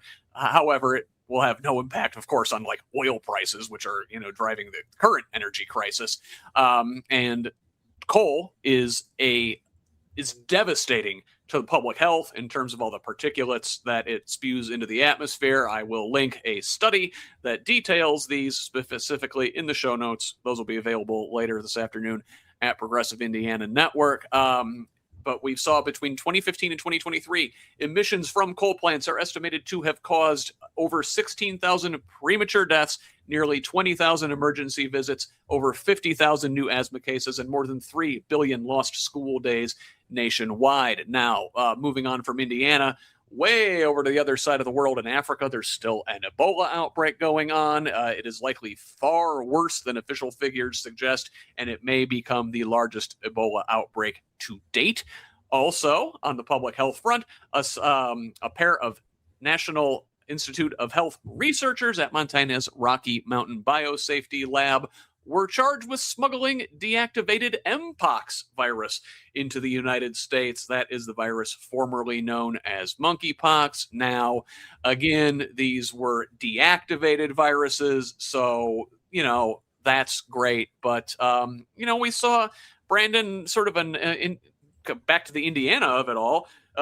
Several months ago, it was, I want to say in November, there was an IU researcher that got arrested. This is a Chinese student was arrested for importing deactivated E. coli bacteria into the country and like declaring them as women's underwear or something in the manifest. I don't know if you saw this. No. Yeah, crazy story. They're down here. You know, I'm in Bloomington. Some of the professors in that department have still had a hard time getting into their labs because the FBI has been about. But it's crazy. You know, I talked to a Purdue professor, David Sanders, here on Tuesday, and he was one of the first Ebola researchers in this country. Now, he says we as individuals shouldn't really be worried about Ebola exactly, like, you know, crossing over into the United States and becoming a large epidemic. It's not really that kind of virus.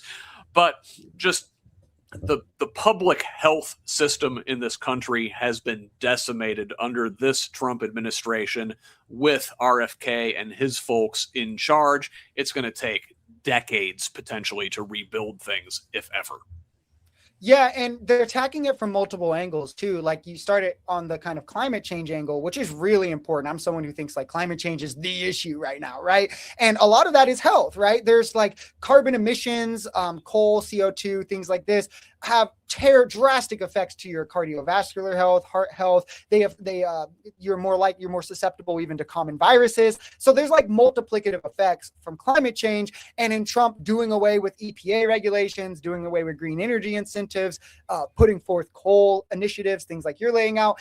Well, that's one attack on public health. Then we have Medicaid, healthcare actually just being defunded. So people aren't going to be able to afford treatments to the same way. They're not going to be able to prevent illnesses from spreading to the same degree. We're defunding medical research, right? So then in terms of preventing future illnesses or finding better ways to combat illnesses, well, we're just studying it less. And that's something nobody should want. We should I think in terms of like government functions, like medical research is like one of the top 3 most important. Like, what else should we want our tax dollars going towards than keeping us all safe, like in terms of our health, something we can't just fight because we're tough or have a big military, right? But then also like another extent of that is he's defunding like, well, vaccines too, I think is important, like spreading vaccine misinformation, but then the global health apparatus. We've pulled out of the World Health Organization. We've defunded USAID, which is projected to lead to millions of deaths by 2030. And then it also, USAID does really good work in terms of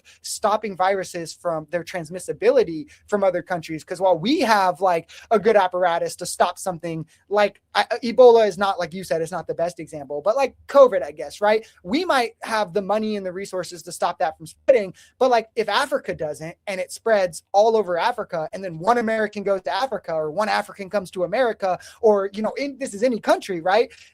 Then we have another problem. So when you're also defunding USAID at the same time as medical research, at the same time as healthcare, rural hospitals are going to close, climate change, like you're just attacking public health in a way we've never seen before. It's all interconnected, like you said. You know, the climate change and the virology. We're going to see increased viruses popping off in a hotter world, where, you know, as folks increasingly interact with different species that migrate from different places. They're all connected. Very scary stuff. I want to stay on the public health thread shortly, but move to a tech angle on this. You know, along the lines of, we were talking about the RFK and the Trump administration reducing regulations, right? Well, one of the things that you get is the USDA, and their meat inspection has been defunded. And apparently Texas, where a lot of the U.S. cattle industry is based, has a screwworm problem now. It has been confirmed there in a Texas calf for the first time since 1966. When we thought we had eradicated this thing, well, it broke through the Darien Gap barrier that's down in Panama that had kept it contained to Central America, probably related to climate change. I'm no scientist, but that sounds like what happened there. Before eradication, screwworms kill hundreds of thousands of U.S. cattle annually, and with the U.S. herd already at a 75-year low, a new outbreak could devastate beef prices and the broader agricultural economy. So what are they going to do about it? The USDA wants to release a bunch of sterile screwworm flies to beat it back. They currently need about 400 million of these things. I don't know all the way it works, but they release sterile flies into the world, and they, you know, mate with the females. The females die, or the males die. The females think they're impregnated. They can't lay eggs, or their eggs are unviable, so the populations are reduced that way. I don't know. Again, I'll link it in the show notes. But Google, of all places, wants to do something similar with mosquitoes. In California and Florida, they're requesting permission from the EPA to release up to 32 million sterile male mosquitoes over 2 years as part of its, quote, debug program to suppress disease-spreading mosquito populations. The way it works, and at least with them, is that male mosquitoes infected with a naturally occurring bacteria can't produce viable offspring with the wild females, and it shrinks the population each successive generation. This has worked to great effect in Singapore, apparently. I don't know what kind of long-term benefit, or, you know, knock-on effects you could potentially see from these sort of things. You know, again, these things have been held to great effect. I don't know down the line if there are unintended consequences we're not thinking about yet. But Brandon, like, what's Google doing this? Isn't that outside of their area of expertise? Yeah, it sounds weird. I don't know a lot about it. It feels odd. If like a big tech company is behind it, it makes me a bit suspect. I think that intervening just in like ecosystems feels, should we do that? You know, like, do we really know what we're messing with? So I don't know. I don't know enough about it to comment too much. I do think, again, when a corporation that doesn't care very much about the environment through their past history is on the side of something like this, maybe we should all be sketchy about it. That's what I would have to say. Yeah, well, like staying on tech, and speaking of tech hubris, right? This is bringing it more closer to home, and what we've been talking about for a lot the last several months in this space are these data centers. Now up in Indianapolis, the city county council this week voted to remove counselors' home addresses from required public ethics disclosure forms. This is after shots were fired at the house of city county councilor Ron Gibson, who has supported the controversial Martindale Brightwood data center there. A sign saying, quote, "No data centers" was left on his doorstep. I wish Sam was still here for this, because a lot of folks in that community think that whole event was staged. I'd be interested to hear her take. But one thing you cannot fake is Shelbyville Mayor Scott Ferguson this week was caught on camera telling a group of women that a "no data centers" yard sign in his community only appear in, quote, "shitty houses." And when corrected that these are working class homes, the mayor doubled down, saying, quote, "most of them are rentals." So, very, very unkempt. Now, he offered a non-apology statement that he regrets his choice of words that may cause offense. He claims he was only referring to property maintenance and not people's character. The city council there approved a plan to turn 429 acres of Shelbyville farmland into a massive 11-building data center complex over the objections of more than 2,000 petition signers and a room full of angry constituents there. Again, this contempt fits a pattern across central Indiana, where community leaders approve these data centers while dismissing or ignoring the opposition of their constituents. Yeah, I think AI is bad. There's data to show why just AI usage in and of itself isn't as beneficial as a lot of people try to pretend it is. It just causes like dependence, right? And then data centers, which is the result of the popularity or blasting off of AI or whatever, are just terrible. They're terrible for the environment. They don't create a lot of jobs. They put unnecessary pressure on energy grids, which cause prices to go up. And again, they also, I covered AOC, like showing water from a neighborhood from one of these data centers, and it was brown, right? Like we're talking like the effects on the environment are dangerous, and you're not even like, these data centers can be ran with like 5 or 6 people. So you're not like creating jobs, you're not creating like economic relief. So I don't get the argument for them necessarily, especially with how harmful they are. But it's funny that that he would say only bad people are against data centers. Like, yeah, the CEOs and the people standing to profit are the only good people in America. Typical Republican mindset there, and ironically, I would bet a whole lot of those people who he is disparaging probably voted for him, which just shows the hubris with which these people operate. Funny story. You're like, who's in favor of these things? At the Democratic convention yesterday in the state, it was forwarded a motion to include a data center moratorium in the party platform. That failed. It failed because organized labor didn't want any part of it. Organized labor is very much in favor of these data centers because they want to build them. Now, that's fine. These are temporary, good jobs temporarily while they're building these things. But to what you said, they employ 2 people in a Roomba once they're up and running. That's weird that labor would be for that. Because you got to think, construction, sure, you're going to create jobs in the construction of it, but then these data centers, and we've already seen it lead to some layoffs, they can fill the requirement or like the duties of hundreds, if not thousands of jobs, given the size of the data center, while again, only employing 5. So like you're losing labor in the long run.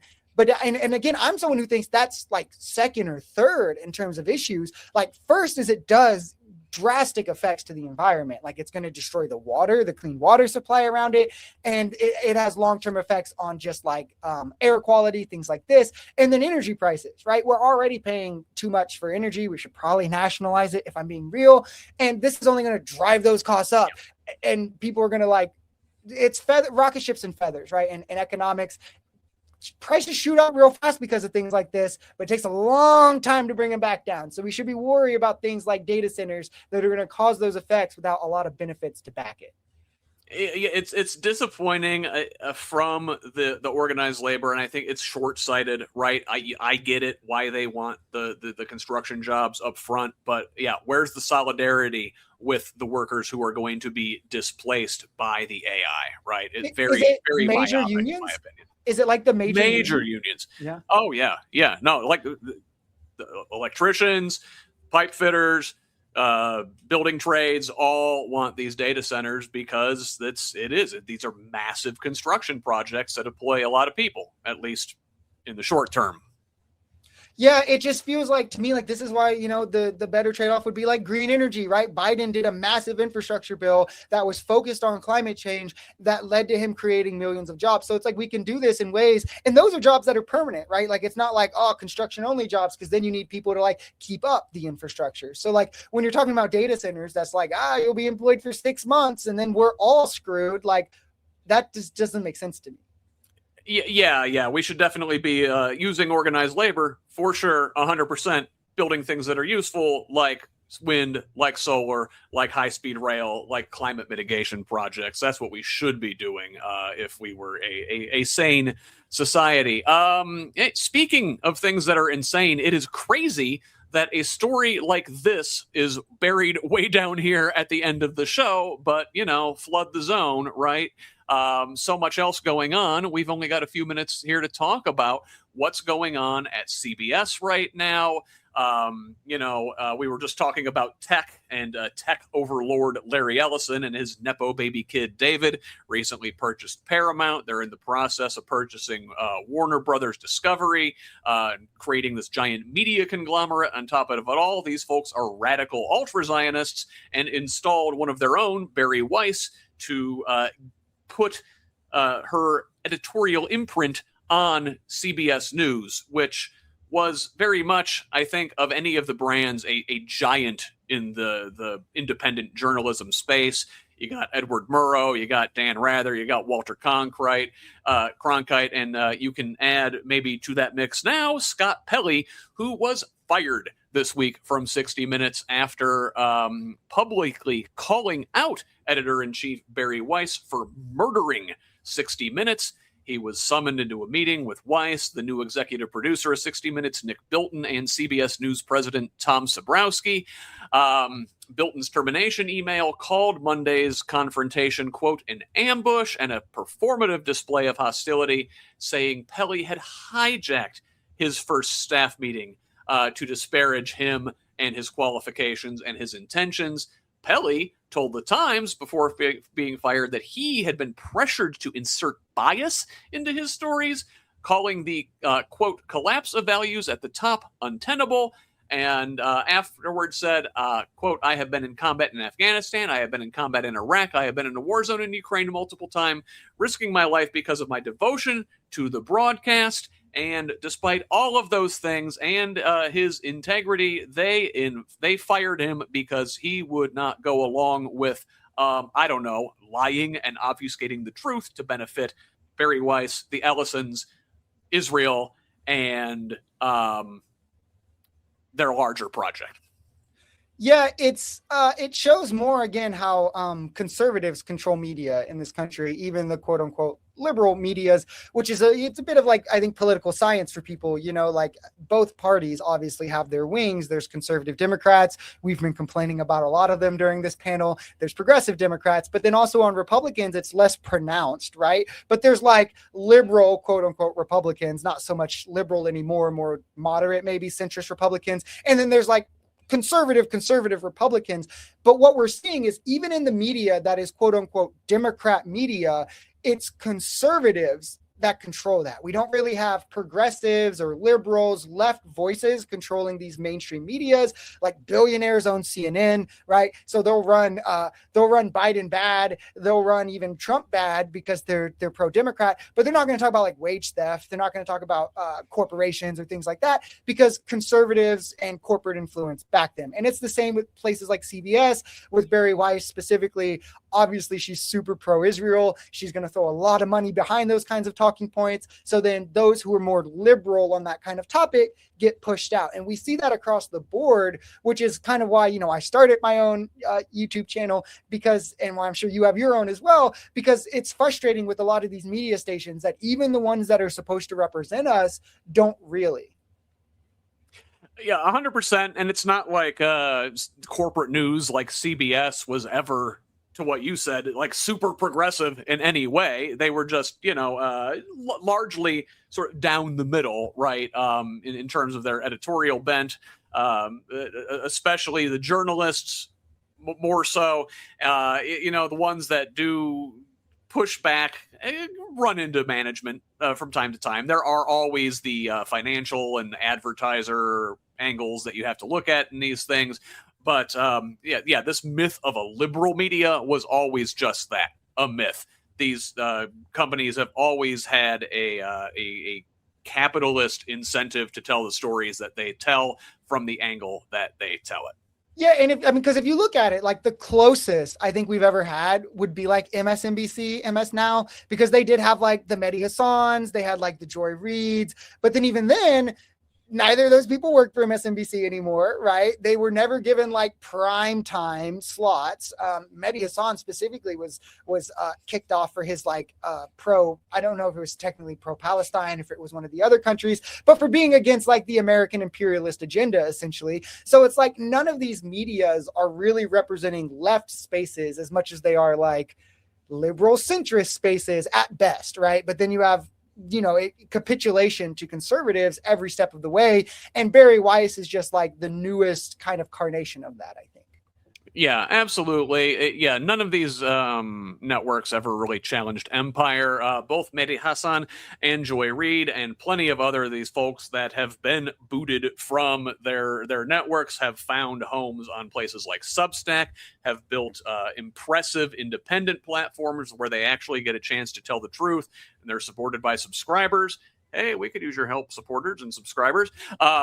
But they've, you know what? I would not be surprised at all to see Pelley find much success doing something very similar himself. So, final story this week, and kind of a lighter note, maybe not as important in the grand scheme of thing, but this week the Chicago Bears board of directors voted to advance their stadium development project in Hammond, Indiana. This is the most concrete step yet toward the team leaving Illinois after a 5-year stadium saga. Now, the state of Indiana lured them with a sweetheart deal. The Bears will contribute $2 billion to this stadium project, but they will get to keep all of the stadium revenue, all of the game day concession sales, all of the parking, all of the money generated by this thing, and they can buy the stadium itself back for $1 after 40 years after Indiana taxpayers have paid off the bonds on the thing. Now, Governor Braun celebrated this. However, Illinois officials insist it's still not over, noting the Bears don't even have a final Hammond site yet. Shovels are not in the ground. An NFL source said there is still a lot of ball game left to play for Illinois. Their state legislature wrapped up this week without passing a incentive package for the Bears to stay at their preferred location. They want to move out to suburban Arlington Heights. Brandon, what do you think?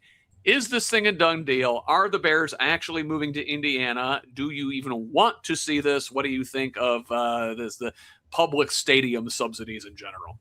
Yeah. So I have to admit, I haven't followed the story extremely close because, I like a real sport like basketball and I'm just kidding. But, go Knicks. No, I do not follow football as much as basketball. So this one did miss me a bit in terms of like how close it seems to be or how much closer it is since the last time I checked in on it. It's weird. Like, I'm against subsidies for public stadiums generally. I think it's a bad thing. There is something to be said about when it's bringing revenue, when it's bringing tourism. For some cities, it makes sense, right? If you're talking about like New York City that makes billions from tourism and such, maybe there's an argument there. For Indiana, I don't think there's as much of an argument, especially when, as you're saying, like, we're not getting the revenue and they can just buy it back or whatever. It seems to be a bit self-defeating to me. And then it's like, I don't know. It's just like, we played the Bears in the Super Bowl, and how dare we let them come to our state now? Listen, I grew up in Northwest Indiana. I am a Bears fan, and I hate this. I just, as a taxpayer, this is a bad use of public funds. These are multi-billion-dollar companies. The family, the McCaskies that own the Bears now, are fabulously wealthy. Now, again, all their money is tied up in the team. It's not like some of these other teams where it's like a private equity billionaire comes in and buys it after the founding family has sold it. This is the descendants of the founder, George Halas, and his family. Listen, if you don't have the capital that you need to build a stadium, sell shares. Do something. The public shouldn't be paying for any of these things. It pains me to say it. I hate to say it, but the best owner in professional sports when it comes to this is Jerry Jones of the Dallas Cowboys, who paid for his own damn stadium. Can't stand the guy. Hate the Cowboys. Yeah. But that is how it should be done. Or like the Packers. God, again, as a Bears fan, pains me to say, but the Packers do it right. That team is publicly owned. They are grandfathered in. No other team can have such a business model. The Packers are the only ones allowed to operate like that. I think all teams should be publicly owned. I think that'd be a great idea. I also want to add, I maybe haven't seen this story as much because as a New York Giants fan, to the extent that I do like football, I've been protesting football because my quarterback decided to go on stage and hug Donald Trump. So it's tears anytime I think about football right now. Oh, and he might have hugged Donald Trump, but Donald Trump, I fucked him. Oh my God. Such a handsome man. Looks like a model. It's so beefy. Just want to touch him. And I don't know what it is about Trump nowadays, but he's been doing that. I don't know. He gave a speech to farmers the other day, and it's an Olympian in some sport sitting next to him. And he's like, this guy's legs are like tree trunks and all of this. And I'm like, what are we talking about right now? They're very great. Listen, we talked about way at the beginning of the show how a lot of these anti-queer Republicans are secretly closet cases. Trump says a lot of gay shit, man. He does. So listen, I'm glad we had a chance to go out with a laugh. Brandon, why don't you tell the folks how they can find you on YouTube and elsewhere? Yeah. I mainly do just YouTube, Social Society with Brandon Clark. It's Social Society W/Brandon Clark. YouTube, we post 4 videos a day. I'm a progressive. We talk about politics. I slam MAGA, all that kind of stuff. We do clips on like Instagram and TikTok. Both of those are Social Society also. So like I'm pretty easy to find across the board. I have a Substack, which you can find from my YouTube. I post there every once in a while. I had a podcast for a while. We were posting there, but it's kind of on pause. So right now, the best place to find me is definitely YouTube, where we're posting every day. And I want to say thank you so much for the opportunity, letting me come on, and apologies for being 7 or 8 minutes late or so. Listen, I think all of us had our own various technical problems today. The powers that be did not want this show to go off, but we pulled through, and I think had a great show. It has been a pleasure to have you. It was great to have Sam on. So let's talk about what's going else. What else is going on in Progressive Indiana Network this week? Oh, yes. I want to give just one quick shout out. Shout out Zeke, because that's my guy, and he's been here the whole show. So appreciate you, Zeke. So yeah, go on. Zeke is here every week. Love Zeke. Great comments. Yes. Always love to see you. Thank you so much for subscribing and being here with us every week, and for supporting Brandon as well. So Tuesday night, I will be back, and I bet I'll see Zeke in the comments there too, because Zeke's a friggin' champ. But Tuesday night, I will be live at 7 p.m. with State Senate candidate, District 6 candidate, and former WWE wrestler Caitlin Holly. She will be here on Who's Left Live on Thursday, every Thursday morning, bright and early. Concerned Clergy with Reverend Tony Alexander and Pastor David Green. Friday, Derek Holder will have a new episode of Hold 'em Accountable. Hopefully, we will see Brianna back with the recovered Republican soon. She just had surgery. Everybody send her good vibes online.